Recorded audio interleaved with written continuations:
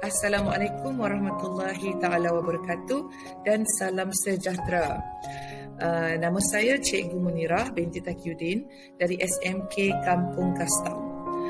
Baik, hari ini video yang akan saya sampaikan adalah berkisar tentang sejarah tingkatan 2 bab 3. Okey.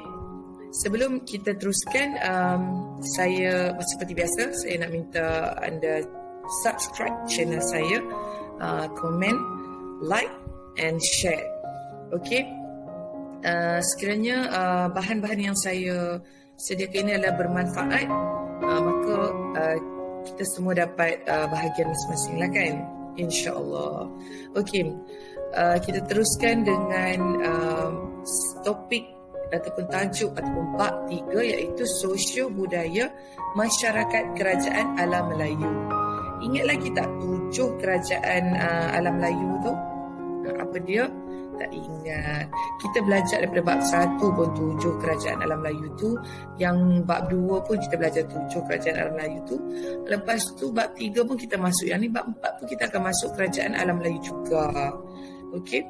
Jadi untuk bab 3 ni kita berbincang tentang sosio budaya saja. Okey. Kita tengok. Saya ada sediakan sedikit akronim untuk kita ingat ataupun untuk anda ingat. Okey, itu apa ni? Fazilah cuma seriau, apa mak kau tu garang naga. So fazilah tu maksudnya funan.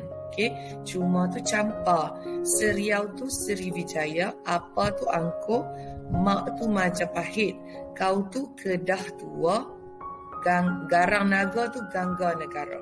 So boleh, kalau kita nak buat akronim macam lain pun boleh, tak ada masalah. Asalkan kita ingat 7 kerajaan alam Melayu yang kita pelajari daripada bab 1 sampai bab 4. Okey? Boleh? Jelas? Bagus. Okey.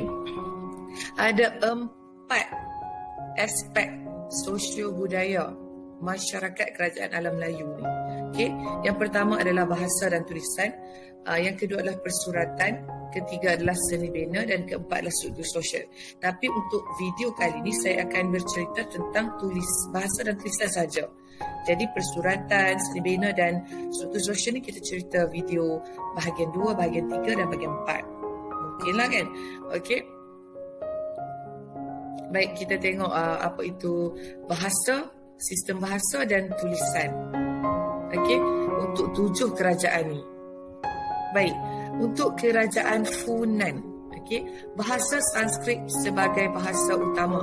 Sanskrit, okey, sebagai bahasa utama Funan, okey. Hal ini dibuktikan dengan penemuan batu bersurat Funan yang bertarikh abad kedua berasaskan tulisan orang Hu yang menggunakan tulisan orang India, menggunakan kalender saka yang berasal dari India. Nampak tak? Agama apa yang sampai dulu dekat Funan ni? Tak cerita pun kita boleh tahu dah. Sebab daripada India kan? Mestilah Hindu. Okey, kerajaan Champa pula menuturkan bahasa Melayu Champa dan bahasa Sanskrit. Dia masih bahasa Melayu tapi dia ada serta-sertanya yang bunyi lain sikit lah. Okay. Hal ini dibuktikan dengan penemuan batu bersurat dalam kedua-dua bahasa menggunakan bahasa tulisan Palava dan tulisan Champa kuno. Okay. Dibuktikan dengan penemuan inskripsi bertarikh abad ke-6 yang ditulis oleh Raja Sambuvarman. Okay, ingat nah, berapa kali dah saya ulang dalam video-video saya sebelum ni, Varman tu adalah kata lain kepada kepada apa ni, panggilan raja, okey, pada zaman itu, Varman. Okey, agama Islam tersebar di Champa sejak abad ke-8. Oleh itu bahasa Melayu Champa menjadi bahasa utama seiring dengan perkembangan tulisan Jawi. Okey. Kita teruskan dengan kerajaan Sriwijaya. Okay, menggunakan bahasa Melayu sebagai bahasa utama dalam urusan pentadbiran dan harian dan menerima pengaruh daripada bahasa Sanskrit juga. Hal ini dibuktikan dengan penemuan batu-batu bersurat seperti kedukan bukit, okey, Kota Kapur, Telaga Batu dan Talang Tua. Okey, Sriwijaya ingat Talang Tua yang tu famous di Sumatera bertarikh abad ke-7. Okey, batu bersurat ini ditulis dalam bahasa Melayu dengan pengaruh bahasa Sanskrit menggunakan tulisan Pallava. Okey, masa tu tulisan Pallava lah.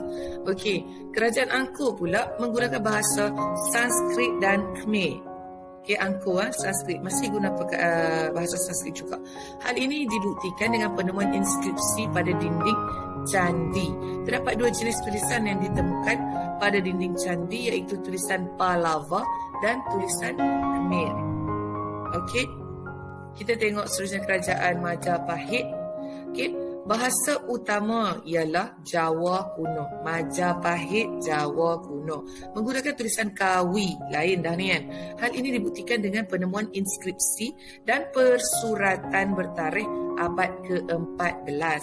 Okey, selepas tersebarnya agama Islam, Kerajaan Majapahit ini mula menggunakan tulisan-tulisan Arab, huruf-huruf Arab dalam sistem tulisan mereka. Okey, tulisan yang menggunakan huruf Arab ni bagi menulis bahasa Jawa dikenali sebagai tulisan pagan. Okey, Kerajaan Kedah Tua pula, penemuan batu-batu bersurat menunjukkan penggunaan bahasa Sanskrit dan tulisan Pallava di Kedah Tua. Buktinya melalui penemuan batu bersurat di Sungai Mas dan Cerok Tok Kun. Ada sampai hari ini nama tempat ni yang bertarikh abad ke-5 dekat dengan kampung saya. Okey. Seterusnya, ini slide yang terakhir lah, iaitu fungsi bahasa dan tulisan. Kenapa pentingnya bahasa dan tulisan dalam perkembangan sosio-budaya masyarakat kerajaan alam Melayu ni? Dia lebih kurang sama, nampak tak? Okey, sebagai alat komunikasi utama. Nak cakap, nak sembang, okey, bahasa Melayu kuno, bahasa Melayu lama, bahasa Melayu Jawa, bahasa Jawa kuno, macam tu. So, tapi bahasa dia masih menggunakan bahasa Melayu. Cuma dia ada kelainan sikit dari segi sebutan lah. Okey, fungsi bahasa dan tulisan untuk apa? Komunikasi. Ingat tu. Okey, untuk menyampaikan untuk menyimpan rekod-rekod pemerintahan, perundangan, perdagangan dan keagamaan. Ada 4 yang mereka akan catat dan simpan. Okey, sebagai sumber rujukan dan dokumentasi kepada ahli sejarah untuk memahami ketamadunan masyarakat silam. Okey, ada apa-apa nak tanya? Boleh komen di ruangan komen di bawah. InsyaAllah cikgu akan jawab dengan seberapa cepat yang boleh. Okey, sekali lagi cikgu nak minta, kalau video ini kalian rasa bermanfaat, boleh subscribe channel Cikgu Munirah Taqiyuddin, komen, like dan share supaya ini memberi semangat dan inspirasi kepada saya untuk saya sediakan video-video yang lebih mantap di masa yang akan datang. Okey, jumpa untuk next video 3.2 nanti. Okey, bye.